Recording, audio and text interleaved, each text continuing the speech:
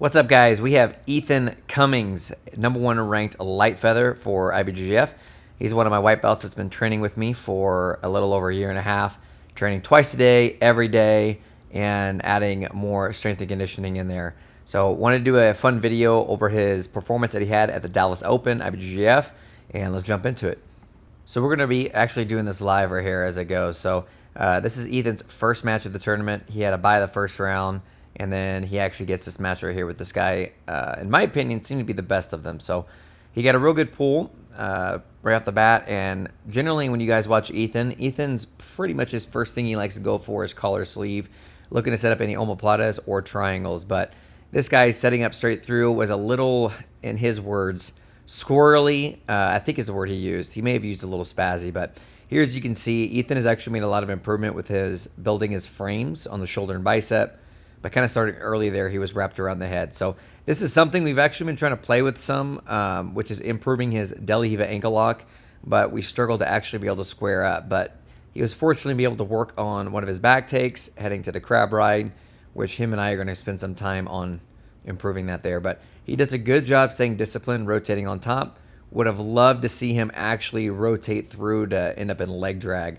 But here we ended up setting up what we call shin pin, and he's looking to hopefully go for a leg trap. But as you can see here, he gets kind of stuck at almost a triangle, but the guy's legs were on the wrong side, and Ethan does a good job of being patient the whole match here. So he ends up looking to set up hopefully a leg drag through the Toriando grips, but again, ends up in shin pin on the other side. And this guy on bottom actually does a good job of off-balancing and continuing to attack the whole time. Watching him now, as you can see, Ethan does a good job staying disciplined on that grip with his left hand. End up trying to do almost like a slight knee cut over the belly.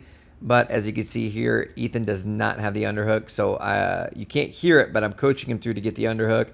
He ends up circling almost to the other side. And we end up missing an awesome opportunity to work on a cow catcher.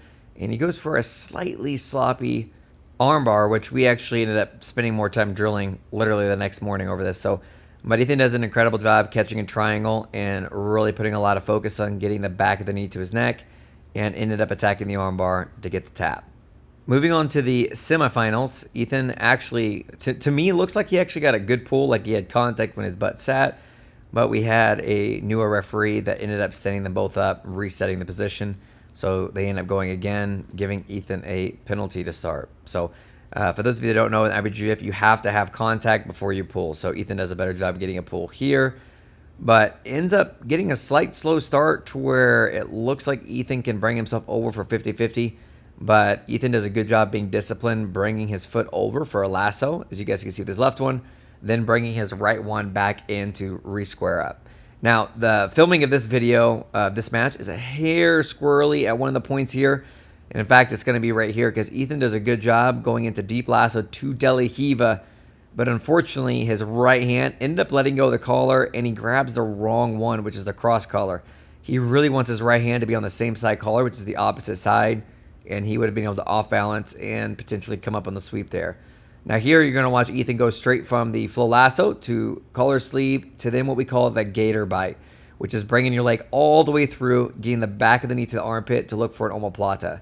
Now Ethan's actually been working hard on the matrix here and working to improve, but as he was doing this from my perspective, and you guys can see, he should have done a better job using his leg to create momentum, but he said that his opponent had a real strong, awkward grip.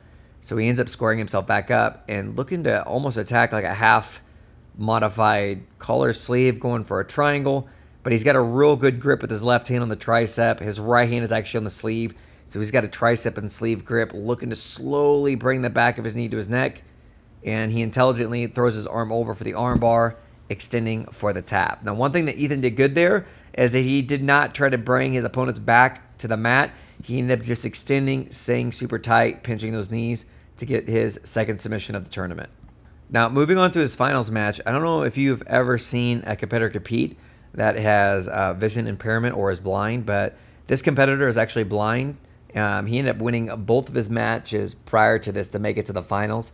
And if you guys have ever not seen somebody compete who can't see, what they do is they allow you to start with a collar and sleeve grip, and then the match starts as if it's normal. So Ethan gets a guard pull right off the bat. As you can see, the referee ends up giving 2, but they end up waving it off here in just a second because it was an actual good guard pull. Ethan does a good job going for the collar sleeve with the omoplata, and this is a position we've been actually working quite a bit here. What we're looking to do is not just try to bring him straight down, but he's actually going to look for what we like to call the spring roll, which is where once Ethan escapes his right foot from being controlled from his opponent, he's going to hop over the other side and hook, like underhook with his left arm. The one he has over the waist there is going to hook over the other side and end up chasing the back, which his opponent ends up doing it for him. Now right here, this is a pretty tough spot because Ethan had the ability of actually breaking the kid's arm, unfortunately. But talking to Ethan after, he saw he had the submission availability for the choke, opted to go for the actual submission on the choke as opposed to injuring his shoulder, which goes to show his level of mechanical improvement and understanding to not just keep himself safe, but to also protect his opponent. For more commentary content, make sure you guys click on the playlist above to get more